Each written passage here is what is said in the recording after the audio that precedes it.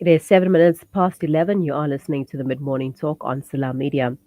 Zaytun Majid, or Zai Miztiq as she's popularly known, was given a little hope by the surgeons that operated her after her accident. She miraculously survived, but not without living for the rest of her life with 8 screws, 2 metal rods inside her, and permanent back pain. She has since turned her life around and has won numerous awards, traveled globally, and has become a woman of note.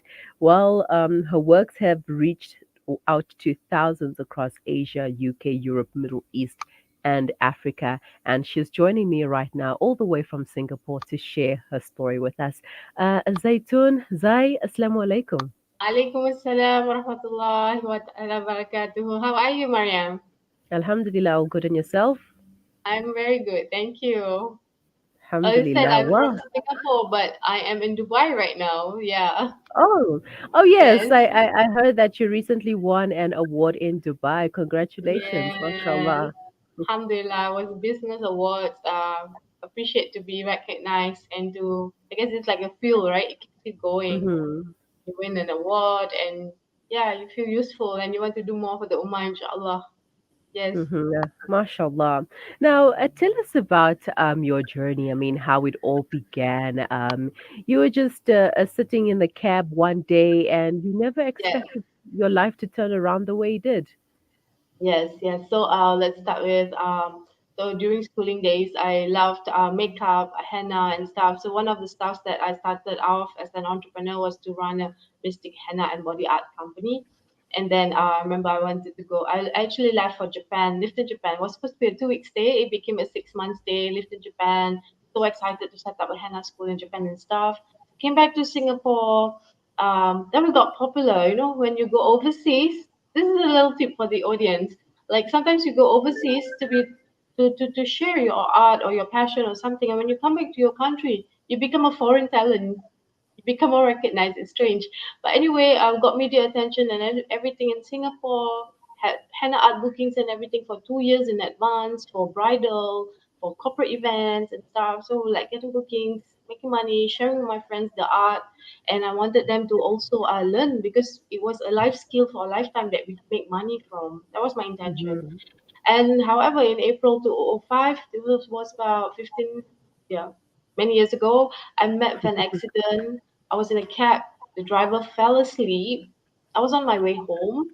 And the driver fell asleep and he just hit the back of an army trailer. I remember like 8 minutes before the accident, I actually called my mom and said, Mom, I'm just 8 minutes away from home. Like, put food on the table. I'm hungry. I want to eat something. And I never made my way home. And I went to the hospital. Doctor said I could have been paralyzed, 95% of the chance. Even after the operation, I will not be able to walk anymore. And now, 15 years later, I am a 2 times Amazon bestselling author, traveling the world, speaking, coaching, training, and I'm starting my career as a hijab model in Dubai, and I believe it's going to go international. So, yes, Mariam. Wow, mashallah. 8 screws to Wow. metal rods later. I started diving, traveling more. Mhm. Yeah, yeah. So, what is life like? You're living with metal rods and screws and permanent back pain, etc. Yet you still continue to do what you do. Living your life. Yeah. Well, I think I came up initially, of course, after the accident, I was complaining a lot, like, why does this happen to me? Why this happened to me? But I think a year into the accident, actually started questioning God. I said, Yeah Allah, like, why? Why did I just die from the accident? What do you want me to do? That was when I started questioning my purpose of being. Why am I here on earth? What should I do? What can I do more? Then I started my hijrah to start wearing the hijab. I was inspired, and then I started my hijab business. This was again about many, many years ago. And then life just rolled on. I said, I can choose to stay a victim or I can choose to be victorious. And I realized life is all about making choices, right? And yeah, that's how it rolled on. I was in Jordan, Morocco, Yemen for 2 years. I wanted to learn the Quran. as in to understand the Quran. Because in Asia, in Singapore, we read the Quran, but we don't understand it. And then in other Mm-hmm. parts of the world, they understand Arabic, but they do not know how to read it. And I'm like, God is so fair, mashallah. He give you some and he take away some for you to actually be on a journey of learning, seeking knowledge, right? From the womb to the tomb to find him. And inshallah, may Allah accept from all of us. I mean, yeah. I mean. Now, tell us about your books. First, turn your passion into profit. Sure. Your comeback book. After the accident, and you wrote it in an autobiography style. Tell us about it. So this is the first book, Turn Your Passion into Profit. And I actually wrote a second book, Five Things I Love About Being a Woman. So how did I even got inspired to write the first book? I want to share this because it was something inspiring, and I want people to realize there are many people out there who need support, who need help, who need to be listened to be heard, to be understood. And many times we all get misunderstood and get lost in translation. And that's where a lot of disappointment, unnecessary rivalries, disappointments between family, friends, and everyone happen. So, anyways, I'm quite active on my Facebook with my henna and hijab business. So there was one day a lady contacted me on my Facebook and said, "Hey Zai, I want to speak to you." So I thought, yeah, okay, why not? I gave her a call, and this was 8 years ago before I wrote my first book, Turn Your Passion to Profit. So I called her. We spoke for 10 minutes, and in the 10th minute, she said, "Zai, thanks for talking to me. I was just thinking of committing suicide, and I feel Mm. better now." And I'm Oh. like, Ya Allah, like there's so many people out there who need help, but this one person actually reached out to me. Then I thought to myself, Mm-hmm. okay, maybe money is the problem. I've been turning my passion into profit, turning my hobbies into money. Okay, let's Mm-hmm. write this book and share. And but the gist and foundation of turn passion into profit is about turning our pain into power. Because for as Wow. long as we don't work on our own healing, our daddy issues, trust issues, so much of forgiveness needed to be done, sadly, especially with our parents, because they did what they did, but we assume, presume, and perceive things differently, right? So as long as Mm-hmm. we don't work on this healing transformation, we cannot move forward. You can earn all the millions and billions in the world, but you will never feel settled and zen and peace. That Mm. salam, the salam, you won't feel that salam of yes salam. Yeah. So thank you, Salam Subhanallah. Media, for having me. Yeah. Wow, subhanallah. I mean, everything that you just mentioned there are so powerful points. And, you know, we tend to turn people away, when we're so busy with our lives. And then somebody reaches out to us and you're like, oh, what do they want now? I mean, you just leave them aside Yes. and continue focusing on on your business, on your life and whatever. And then a few days down the line, then you find out that such and such a person committed suicide or whatever happened to them, and Yes. you could have actually assisted because um, God, Allah sent the person to you for a reason, and Yes. you decided to turn them away. So Yes. sometimes just giving your life to somebody, Yeah. it's not even going to take you a lifetime. It's not going to take you Nothing. 24 hours. It's probably just going to take you an hour or less 1 minute. to talk to a person, to listen to them, and you might just change their lives, just like how you did, as I and your second book, what you love about being a woman. Yeah. So when I wrote Turn Passion into Profit, first 100 copies got sold in the first 6 weeks without Mhm. media, nothing. And I was like, okay, people want to read my book. Okay, so let's see what happens. I thought the solution was just writing the book and people read and know what to do. And then people started calling me and, oh, I need help. I need more. Will you run a workshop? I need coaching and stuff. I'm like, I thought I wrote a book. Like, go solve your own problem. And then people wanted more, so I had to hire coaches and mentors to support me to grow this motivational training consultancy, which we run now by the Mhm. stepupjourney.com name. The thing is, so 2 years into the game, I realized that money was not going to solve our problem if we do not love ourselves. And this is something that I love to talk about because in five things I love about being a woman, the first thing is beauty. Because we talk a lot about beauty of form.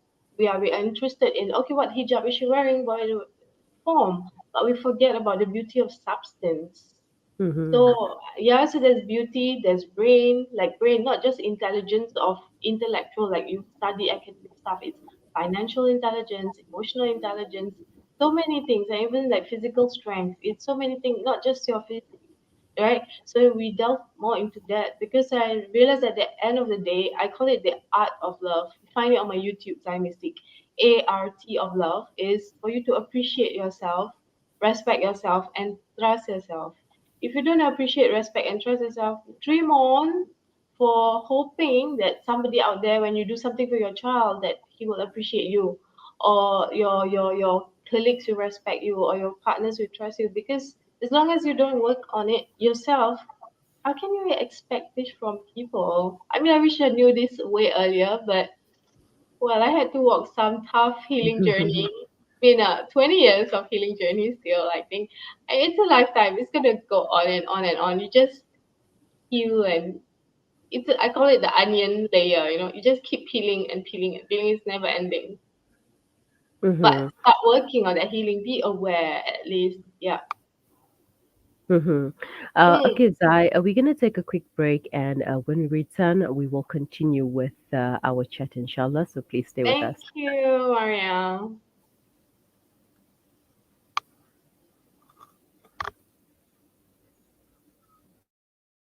Important meal of the day, yet many children go to school hungry because of poverty. Penny Appeal's Breakfast Club aim to get a warm, hearty meal to underprivileged children so they can spend the day prospering in their schoolwork. Help feed a needy learner by visiting our website on www.pennyappeal.org.za or call 031 1100 573 to find out how you can donate. Penny Appeal. Small change, big difference. Shimmer, sparkle, captivate. Nothing less than a masterpiece. Droplets of gold inspires precious design. Platinum bursts with intricate freshness, and every pure diamond becomes more than just a girl's best friend. Voda Gold Gem Jewelers, where timeless dreams become a reality. Come to us. We tailor-make designer gold, platinum, and diamond jewelry. Trade in or remodel your old gold. Clad yourself with classy name-branded watches. We offer insurance valuation and free zakat calculation. Visit us at 534 Ridge Road, Overport, or call 031 208 9142. Voda Gold Gem Jewelers, manufacturers of fine gold and diamond jewelry. With up to 97% of Gaza's water supply unfit for human consumption, desalinated water is the only hope to avoid catastrophe.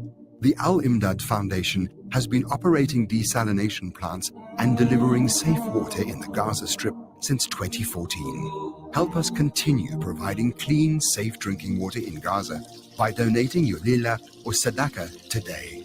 Visit alimdad.com or call 0861 786 243 for more information. Listen to something fresh. Listen to Salam Media.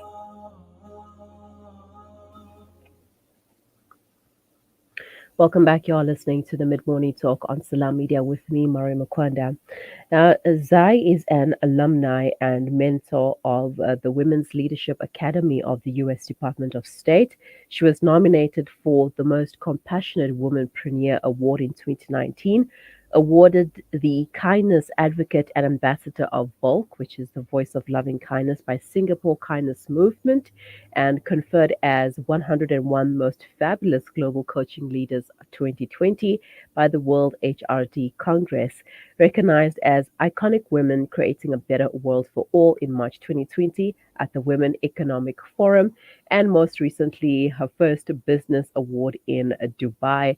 And I am chatting to Zai Miztiq. If you haven't been following us earlier, if you have any comments or questions for her, you may leave them in the comment section or send them to us on WhatsApp. The number is 061 766 0355. Azai, thank you for staying with us now. You've received all of these awards and all of these recognitions and accolades. How does that make you feel? Does it make you feel like you are doing the right thing and you are moving in the right direction? Well, it does help receiving recognition because fortunately or unfortunately, people believe in certificates and awards and all these stuffs, Mm-hmm. right? Well, it does help with well, you feel recognized. It's a good feeling, but at the end of the day, I've been saying this the last few years because interviews and like media interviews for achievements and stuff like this is fine. I love this because I'm inspiring some people by hearing and stuff, but I want to do the real works. Receiving awards don't mean anything anymore. Yeah, Mm-hmm. as long as I get to do the real works, I get to meet people. Like yesterday, I was at a photo shoot. I met a 23-year-old girl who's a software engineer. She loves her job, but there are people at her workplace who think, "You're 23. You're such a pretty face. What are you doing here? Go get married." I was Mm-hmm. like, "What?" And I heard her like an auntie word, like the sound auntie word. And I advised her, like, if this is what you love, then maybe this is not the right company, but you shouldn't let those people gaslight you. It's just like, yeah, I doubt myself now. Like, say, no, you know this stuff, you love it, everything sounds right on your end. So do not let people gaslight you. And these are things I wish people told me when I was 20 or younger, right? So, yeah, I think being at the right place at the right time, impacting lives, I think this means more to me than just awards. Awards. Mm-hmm. Thank you for the award, but yeah, thank you.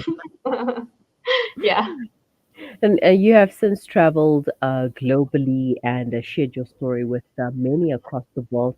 And they have inspired and empowered people, women and men alike. So, what does empowerment and more so women empowerment mean to you? What does women empowerment mean to me? I love that question. Thank you for asking that question. Okay, so when I started out on this journey of empowering, starting the company and stuff, it was about supporting women. And then I realized that our women are going back to the house where they are men. And if we don't support the men, all this empowerment that we are doing for the women is not going to do any good, right? Because they're going back to the same um, drama, for example. Okay, Mm-hmm. and so I said, okay, why don't I do something related to youth leadership as well? So I drew up a brave leadership program called Be a Warrior, Not a Warrior. So when I went to the schools in Singapore, alhamdulillah, I got a chance to do programs. I realized that actually our youths are not that bad. They needed some support. They needed role models, right? We need role models that we could look up to and want to be, especially in our homes. Outside, yeah, there's plenty, but now with social media, everything is so messed up. At home, no. So I had a child, a 12-year-old boy, who actually wrote a personal goal during one of the exercises. He said, "My personal goal is not to go to prison." And I Wow. was like, wow, why is this 12-year-old writing this down? I mean, at 12, what were we doing, right? Watching Smurfs or Care Bears. I don't know if you know Skip Smurfs or Care Bears, but anyway, he was saying that, and I was like, why? So I pulled him aside and said, oh, because my uncle is in prison, I don't want to be like him, and I'm gonna gift him your book, Miss I, because I know it's gonna help him. I'm like, a young boy is saying this to me, and I'm like, the parents need help. So I drew up another program. Alhamdulillah, I've been gifted that way to draw a program called Awakening Parents. So that's gonna be my next book, Mariam. Parenting Mm-hmm. in the 21st century. Resilient, confident parents raise confident, compassionate kids. So this program, I managed to, Alhamdulillah, again, I had an opportunity running it nationwide in Singapore, over 20 over sessions. And I saw parents also very helpless. They admit, like not just mothers, like fathers who are in their 30s, 40s, 50s, they are engineers and stuff. Yeah, I feel useless sometimes. They admit to their vulnerability, they admit to their past inner childhood trauma and stuff. And I'm like, nice. And then that's how we started drawing up corporate training. So to come back to your question, what is my definition of women empowerment? It is about human empowerment, guys. Mm-hmm. We're done with women empowerment. Yes. We need to promote equality for humanity. We need to humanize humanity. This is what my whole work is about. It is about human empowerment. It is the womb experience. Yeah. Mm-hmm. And Yes. sometimes I. and Yeah. sometimes even making istighfar and making lots of prayers and du'as for our ancestors, because sometimes they are carrying that emotional energy weight that is passing down to us, and we want to stop the vicious cycle of Mm-hmm. generational curse. and live our truth. Otherwise, Hmm. we're not living life. Yeah, Yeah, you know what? I agree with you there when you spoke about human empowerment and not just women empowerment, because yeah, I feel like there's been a lot of focus on women empowerment, and because of that, we tend to forget the male child, the boys, and who gets to empower them, and how will they deal with the empowered woman? You know, she, like you mentioned, she's gonna go home, yeah, having being empowered, and she has this vast yeah, knowledge, and she's confident, etc, and then yeah, she's going to go to someone who is not empowered, and it's yeah, going to be like a clash. Men and yeah, women were created differently, and when they yeah, come together they're meant to balance each other. So yeah, we're going to empower the men, and yeah. we should also empower the women equally, men and women equally. So human empowerment. Well, we have very little time on our hands, so what is your message to the viewers, the listeners, basically everyone out there? I think to conclude whatever we were talking about, women empowerment, human empowerment, the thing that I recently learned, which is so powerful, is I want to stop being strong, because my key message has always been be the strong, soulful, successful that you are, strong, soulful success that you are. And I think when we think we need to be strong, we are putting up a facade and trying to prove to someone something, or to even prove to ourselves like we got this, we can do this, we can do this. So in the last, I think, 3, 4 weeks, I commit myself to stop being strong. And when I told my nieces this, so whatever, I always get wisdom or ideas, and I always share it with my nieces, and they're like, "No, auntie, I cannot stop being strong. I'm scared. I don't want to be weak." I've said this to Mm, a 25-year-old. I've said this to what's her age, a 60-year-old. Okay, and both of them say, if I'm not strong, that means I'll be weak. I say no. When you stop being strong, you do not become weak. You just find your truth and be the extraordinary you that you are. And I think the whole women empowerment thing that is going on in the world is so distorted, because it's making men wear pants. You need to do this, you need to do this. And we are again suppressing that divine feminine energy that we own, that we possess. And we're not allowing our men and our boys to practice their responsibility, to practice their roles. There's a clash, if you know what I mean. mhm, Yeah, so women, we want to be strong, we want to be whatever, but we need to also learn to let go. Why do we need to be strong? I'm done with being strong. Now I chill. If something cannot happen the way I want it to be, if it doesn't kill me, it doesn't kill another person, doesn't hurt me, doesn't hurt another person, so be it. We wait and we let our boys, our men, man up. Yeah. mhm, That's men empowerment. So we women mhm, need to let go so that our men can man up and shape up. Yeah, mhm. Well, it's okay to not be okay sometimes, and you don't owe strength to anyone. Sometimes you need to just let loose and be yourself.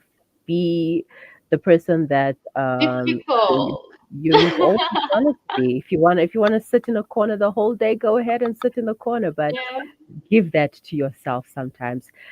Zaid, it has been wonderful chatting to you. But before you go, please share with us your social media platforms and how can our listeners get a copy of your books. sure. So I would love to connect with you guys. Zai Miztiq on Facebook, Instagram, LinkedIn, YouTube, and anything. Just go to my website, stepupjourney.com. Everything is there. The e-school has the audiobook, ebooks, physical copies, and I hope to visit South Africa sometime.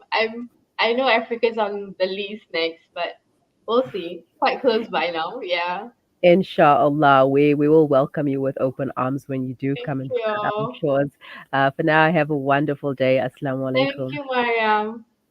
Take care, guys. Thank you so much. I hope that you guys learned something, and if there's any way I can support anyone on this your audience, just write to me. I'll be happy to connect with you guys. All right, shukran. Salam. Shukran. Salama. If you'd like some more information, stepupjourney.com, that is the website, and you can also find her on social, the Zai Miztiq, Zai Miztiq. You are listening to the Mid Morning Talk on Salam Media. We will be right back.